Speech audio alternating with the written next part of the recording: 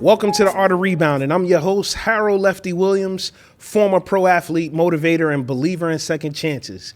Each week, we'll dive deep into stories and strategies built on positioning, persistence, and purpose to help you rise, rebuild, and reclaim your purpose. Now, this isn't just a podcast. It's not a regular podcast.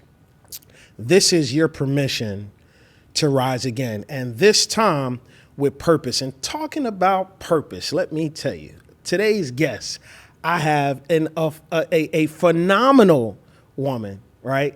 She popping her collar a little bit because she just turned 19. And I'm not mad at her because when I was 19, I probably was popping mine too. So she also is an amazing writer. She is an amazing actress. She's an amazing singer. She's an amazing sister. She's an amazing brother. Excuse me. Her brothers are amazing to her, should I say. She's an amazing sister. She's an amazing daughter.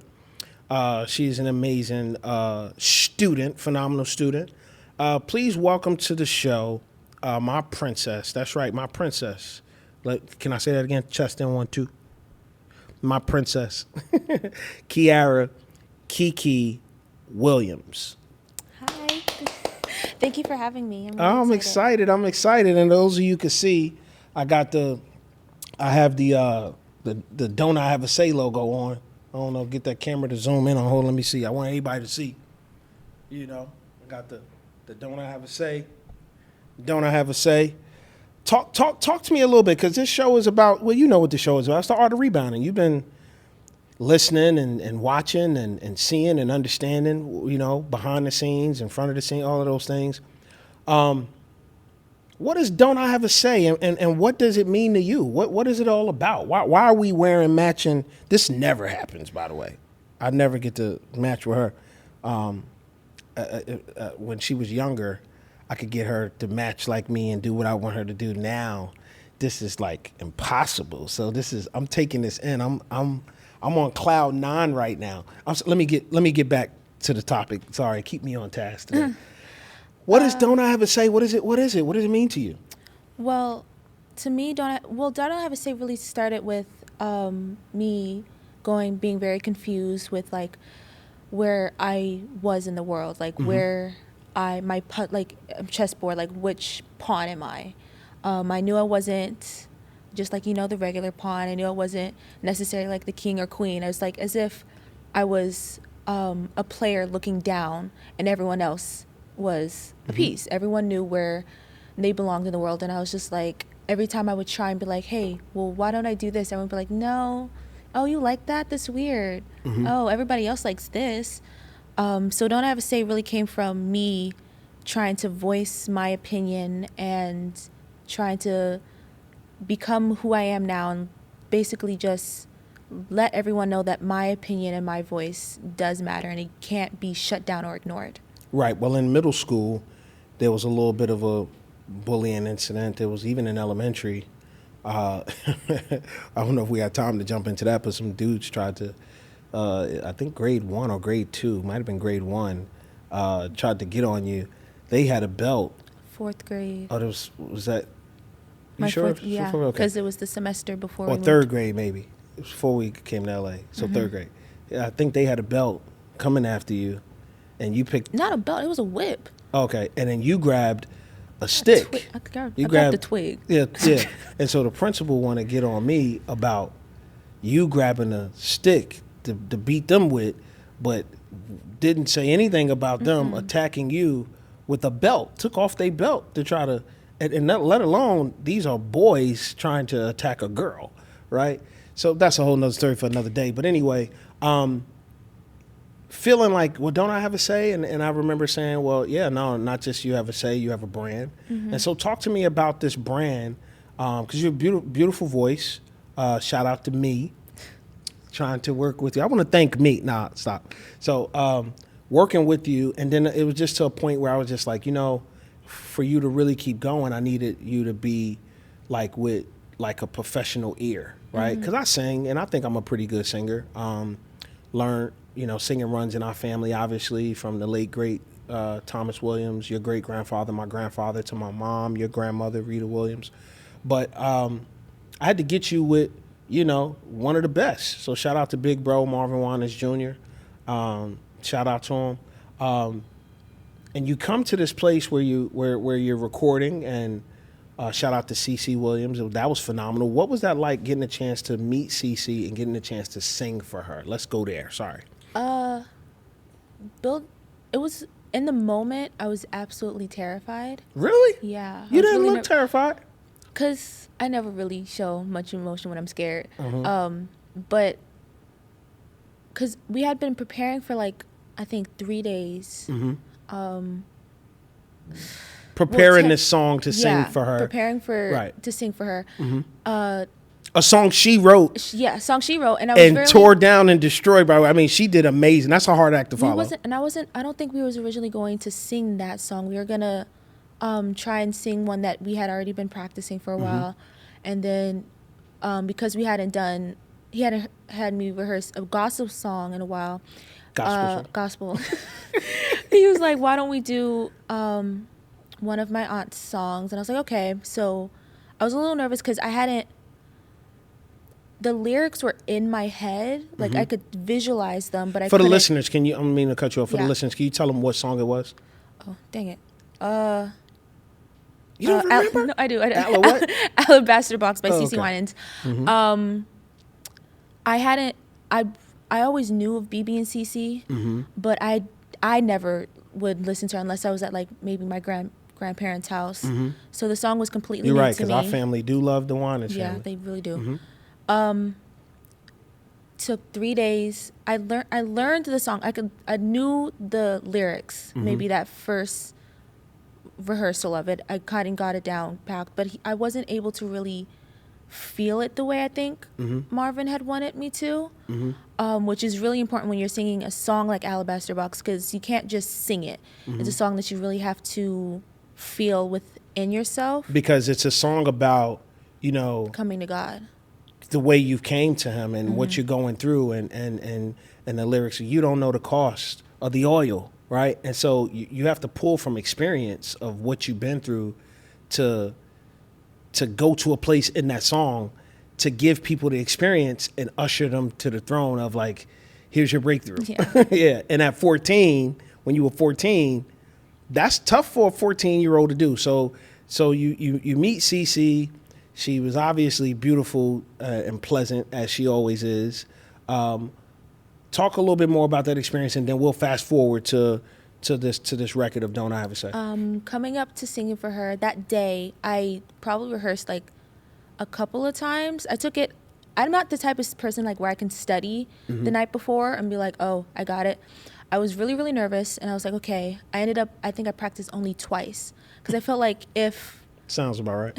Because I felt like if I over practice, I would completely shut down, because that's usually what happens when I take a test. I saw this as me taking a test, because it wasn't like I was singing for like a family member or for Marvin. I was singing for CeCe. Right.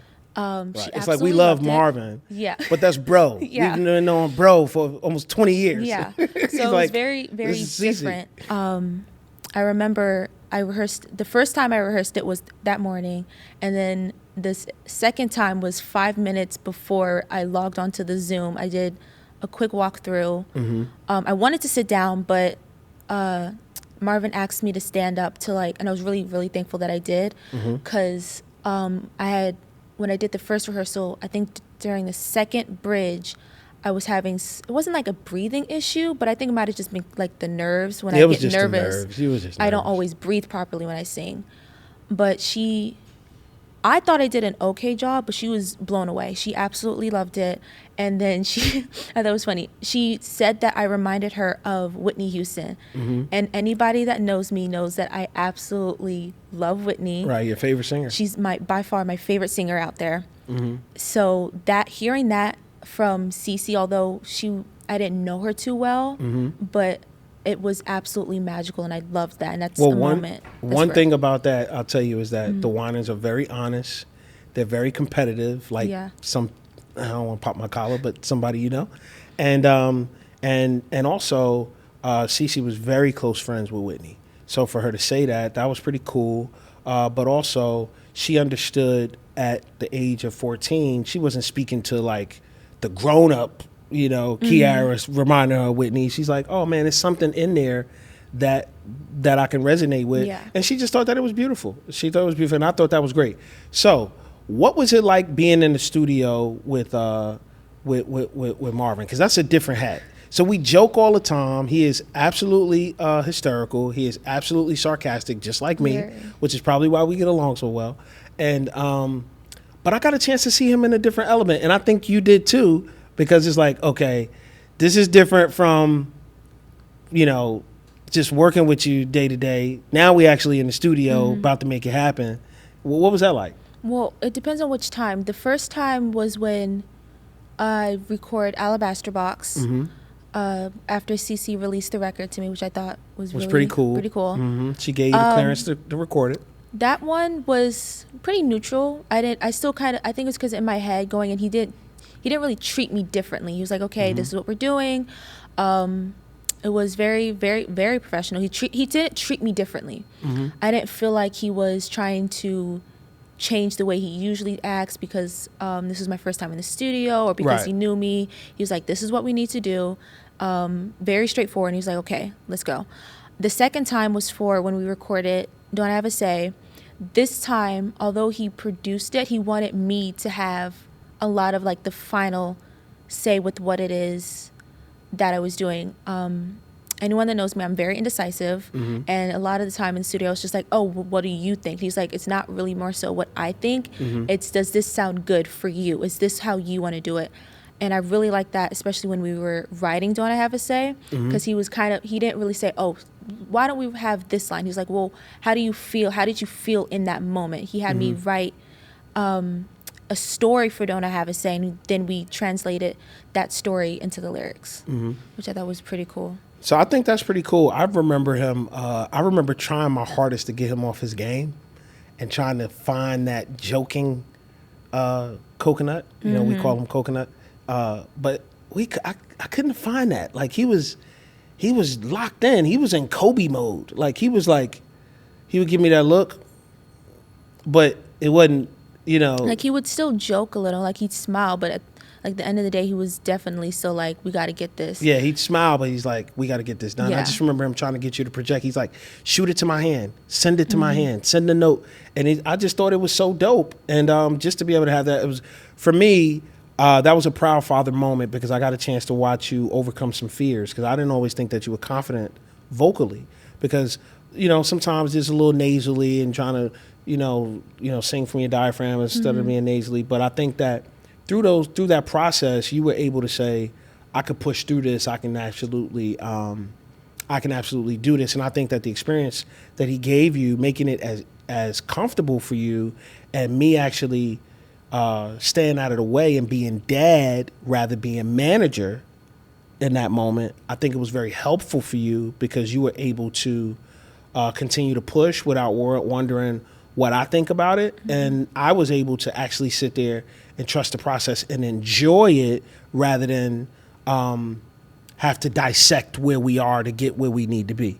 And so I think everyone played their lane and played it very well, and we were able to create this amazing record. Now listen, you recently just debuted your Don't I Have a Say remix. We reshot it. You had a chance to shoot it with legendary Peter Parker.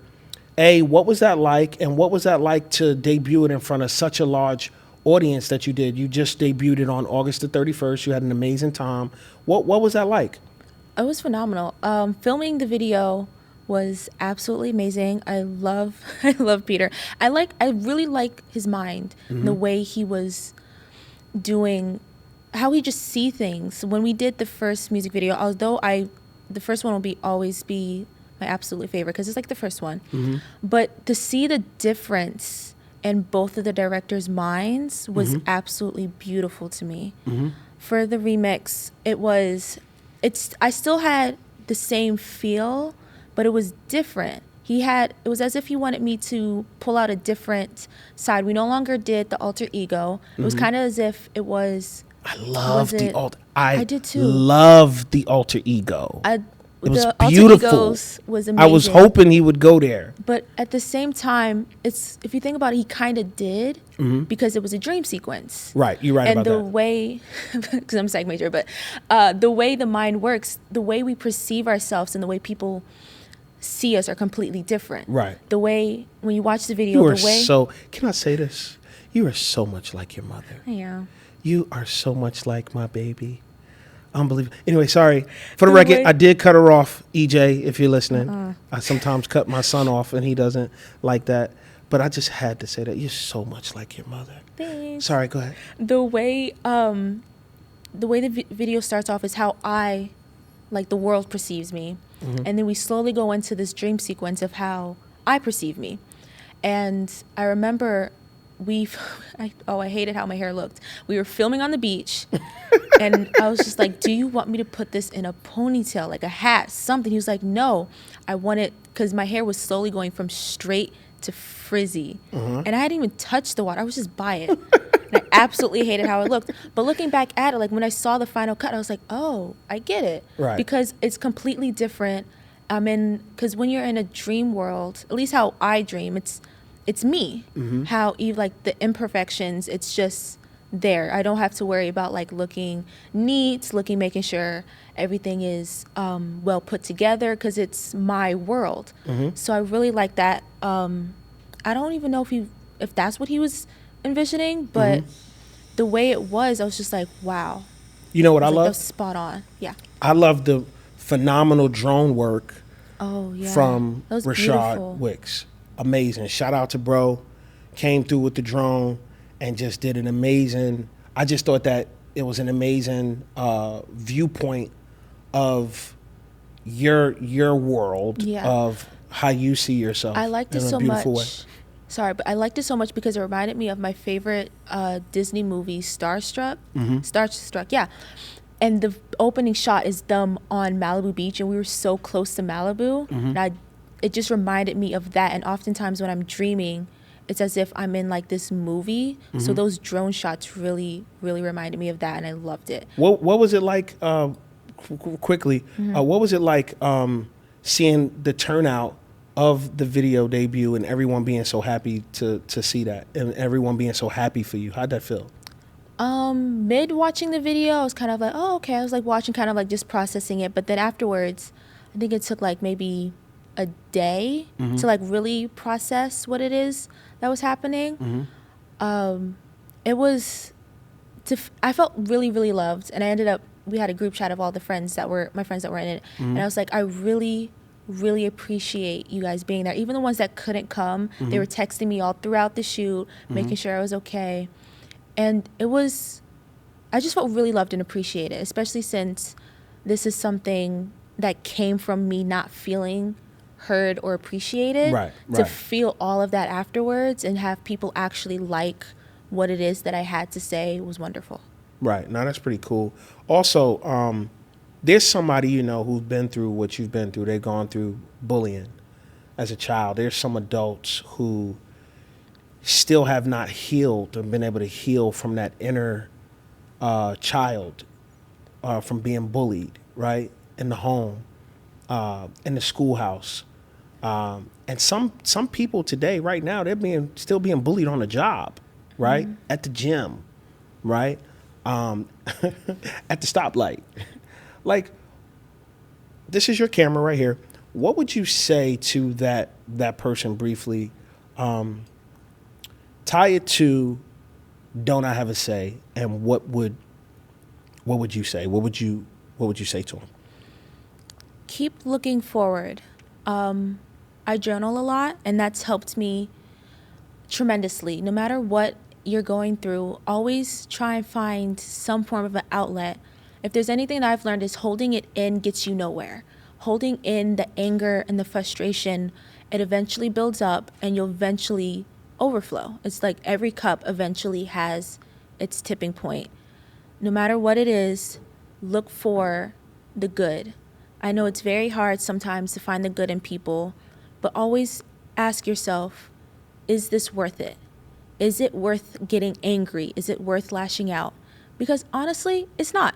some people just aren't worth it. Sometimes you just have to look forward and you have to think of a better life for not only yourself, but the people around you. You have to wonder if this is are you able to get past this? And the answer is almost always yes.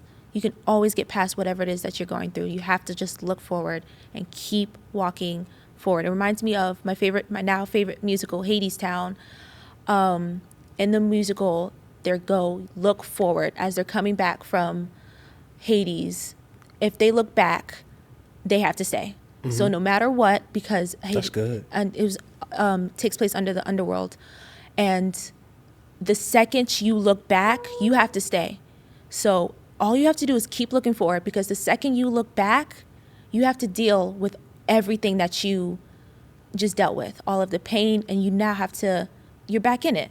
So just keep looking forward, keep walking forward, and everything will be okay. You sound like me.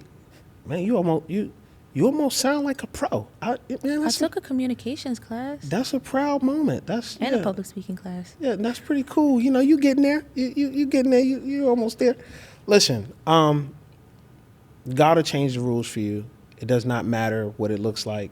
What matters is what you have on the inside of you and what you made out of to fight through any, gravitational pull, right? If gravity didn't exist, we'd all be floating. I feel like we're in space right now, and I appreciate gravity. And sometimes those storms of life hit hard, and it feels like you're trying to fight through the current and fight through that gravity, but you can make it. And I appreciate the kind words that you shared with our listeners and our viewers, and I hope that each and every one of you are out there listening to this young 19-year-old going on 40 share knowledge and wisdom and truth with you, because you do have a say. Top 5, your Avengers, who you're sending in that's going to get the job done. I know that you only play basketball to please me, which I thank you. I still trying to tell you that I could have got you a huge NIL deal, but whatever.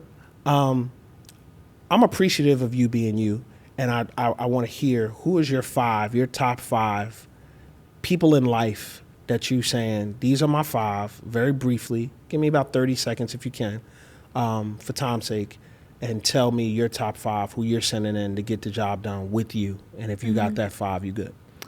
Do my parents count as one, or do I have to individually? If you want to, however you want to set it up. My parents, I'm going to have to say my best friend, Gabby. All throughout middle school, she was definitely there for me. I had both my parents and Gabby. I was about to say my Gabby. my Gabby. They both helped me, and you both helped me in different ways. She helped me find myself within school. You guys helped me with life. I'm gonna have to say my big mama. I love venting to her. Those of you don't know, she's talking my about grandmother. her grandmother. I call her Big Mama. My Big Mama, my pop-pop. I'm going to do Big Mama and pop-up for 3. Ooh, that's 4. As much, well, no, parents. Parents Gabby, are really 2, but we'll go carry them as 1. Parents, Gabby, Big Mama, pop-up, you have Big 1. Mama and pop-ups together. Oh, they count too? They're okay, so packaged. you're editing this their deal. package, okay. 4, I would say my brothers. As much as they annoy me sometimes, there are moments where they remind me that they remind me of who I am, especially Caleb. Sometimes he'll be like, well, but you don't like that, so why would you do it? Right. I'm just like, oh yeah. So I'm really, really appreciative of them. 5. You annoy them too, by the way. Yeah. But okay. That's okay. 5th. I don't know. I don't want to say Lyric, because I feel like, no. Oh, that's a really good one. Someone that's always Lyric there. is a Yorkie, by the way. Oh, my dog. My dog Lyric. Who? I'll say Marvin, because he helped me write Don't I Have a Say, my first song. Helped me compose and write my very first song. And I'll always be appreciative of that, because that song really, really means a lot to me. It's timeless. Very few people can create a timeless song, and you've done that. right? And yeah, so that's pretty cool. So that's your 5. Really, it's your like 8 or whatever. But okay, cool. we'll go with that. Listen, I appreciate you. I value you, and I just want to say, keep being you, keep going, keep growing strong. Take the Lord with you everywhere you go. Keep pressing. That's what my grandfather, your great grandfather Thomas Williams, told me. He said, just keep pressing. The very last conversation I ever had with him, and I get emotional if I actually sit down and process it and think about it. Mm-hmm. So I try not to sit down and process it. I take a peek at it just so I can get stronger. It's like being in a weight room and I can keep going. But last conversation I ever had with him, I'll never forget. I was leaving, traveling international to go. I had signed another deal and I was leaving to go play. And had I known that things was happening with him, and I didn't know, your grandmother didn't tell me until after I had already left. That was like, no, get him out, because I wouldn't have left.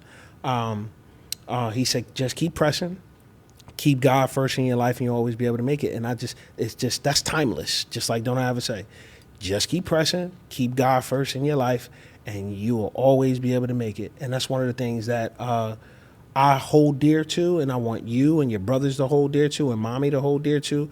We are just vessels, and we are here to help other people find their purpose, because not many people at your age, as young as you are able to say that they found their purpose. We didn't even get a chance to get into your acting career. We didn't even get a chance to talk about how you were the first to studio network test, right, out of the whole family for a show, Sydney to the Max on Disney. We didn't even get a chance to get into the fact that you grew 11 inches in one summer, right, which puts your career in timeout. We didn't even get a chance to get into some of the phony baloney agencies and people who didn't believe in you. But I believed in you, always believed in you. I'm going to tell this quick story as I come to a close, and I want everybody to listen to this because it's a very important story. I'll never forget. Kiara had a race. We were in Canada, Port Alberni, Canada. Those of you who don't know where that is, it's in British Columbia on Vancouver Island. My daughter had a race. She was in the first grade. She was running her race. She was winning. I'm talking about winning. She was doing her thing. She was ahead of the pack.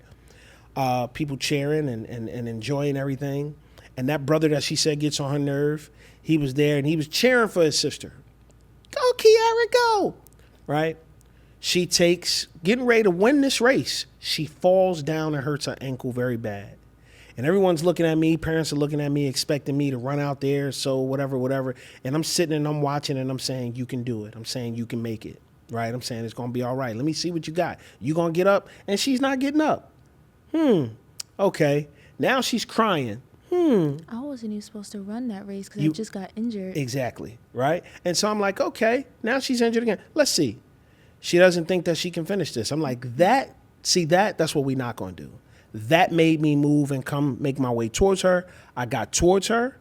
I said, are you okay? She says, yeah, I'm done. She didn't want to do it. I said, can you stand? If you can stand, then we're going to do this. You ain't got to run, but if you can put pressure on it, we are going to walk, and I'm going to walk with you. And I began to walk with her to the finish line, and everyone stood up and started standing from the stands and started clapping. I never did it for the applause. I did it because I always wanted my daughter to know that she will always have someone cheering and fighting for her. And if she can get through that, she can get through anything. And so I said that to say this. You who are listening to me, you who are watching, you can get through anything. Okay? I told you before that your bounce back is already in motion. It's here, right? Or if I didn't tell you, I'm telling you now. It's already in motion. Okay? It's all about positioning.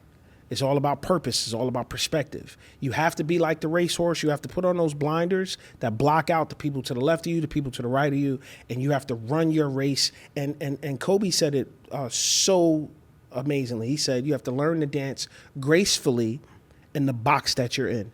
And that's what she did that race. She didn't come in first. Those kids knew that she was going to wipe the floor with them. You know what I mean? But she did know that if I did this on a bad leg, what can I do on two healthy legs? And I'm asking you, what can you do, right? There are people cheering for you, even when you don't see it, even when you don't feel it, even, they're cheering for you. Now it's time for you to cheer for yourself. Thank you so much to Kiara. Thank you. I love you, Daddy. Love you. Support you. Thank you for having you coming on this show. Thank you for I appreciate you for bearing with me in this process. Because I'm a perfectionist. But anyway, that's it for today's episode of the Art of Rebounding. Remember, the fall isn't what defines you, as we just talked about today with Kiara. It's how you rise that writes your legacy, right? What is your legacy? It's how you rise that writes your legacy. Whether you're rebounding from a loss, recentering your purpose, or just learning how to stand again, know this: you're not alone. You were made for more. You were made to bounce back, okay? Until next time, keep showing up, keep positioning yourself, keep pushing with purpose, because your rebound, as I said to you, is not just coming, it's already in motion. I promise it is, okay? A delay is not a denial. Find me on social media, on all platforms, at Lefty Williams 42. I'm always down to hear more about your comebacks and seeing how you was able to figure it out, right? That's a blessing to me. It helps me. But until next time, always remember, dare to dream.